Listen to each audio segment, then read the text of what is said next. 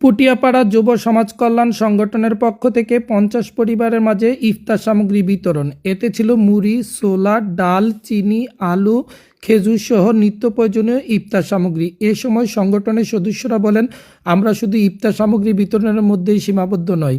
অসহায় গরিব শিক্ষার্থীদেরকে কোচিং সেন্টারের মাধ্যমে পড়ালেখা পরিচালনা করা, তাদেরকে গাইড বিতরণ এবং শিক্ষা সামগ্রী প্রদান এবং এতিম শিশুদেরকে ঈদ উপহার প্রদান করা থাকে। বছরের প্রত্যেকটি সময়ে আমরা বিভিন্ন সামাজিক কার্যক্রমে অংশগ্রহণ করে থাকি। দোয়া মোনাজাতের মাধ্যমে প্রবাসীরা যারা সহযোগিতা করেছে তাদের পরিবার এবং ভবিষ্যতে যেন আরও কার্যক্রম গতিশীল করতে পারে সেজন্য তারা দোয়া মোনাজাত পরিচালনা করেন। এ সময় তারা বলেন, আমাদের এই ক্ষুদ্র প্রচেষ্টা আগামী দিনে অব্যাহত থাকবে। আপনারা সকলে দোয়া করবেন এই প্রচেষ্টার মাধ্যমে যেন আমাদের সমাজ পরিবর্তন আনতে পারি।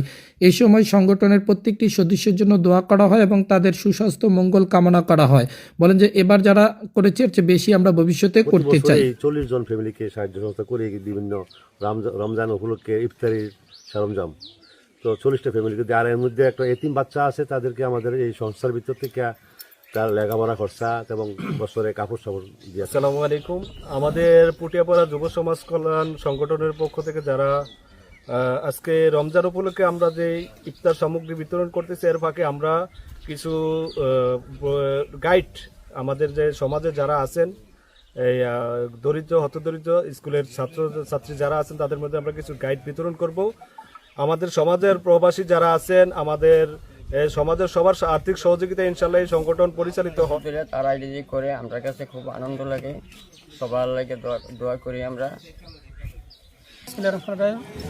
আমরা ওয়াইদপুর পুটিয়াপাড়া যুব সমাজ কল্যাণের থেকে আজকের যে অনুষ্ঠান, আমরা প্রবাসীরা দেশে যারা আছে প্রবাসীরা তারা আর্থিক সহযোগিতায় আমাদের এই সংগঠনটা চলতেছে।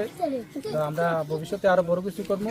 আমাদের জন্য সবাই দোয়া করবেন, আমাদের প্রবাসীদের জন্য দোয়া করবেন, তারা দেশে আসি সবার জন্য দোয়া করবেন। পরিশেষে তারা সকলের কাছে দোয়া কামনা করেন ভবিষ্যতে যেন আরও বড় পরিসরে সামাজিক পরিবর্তনের জন্য পুটিয়াপাড়া যুব সমাজ কল্যাণ সংগঠন কাজ করে যেতে পারে সেই দোয়া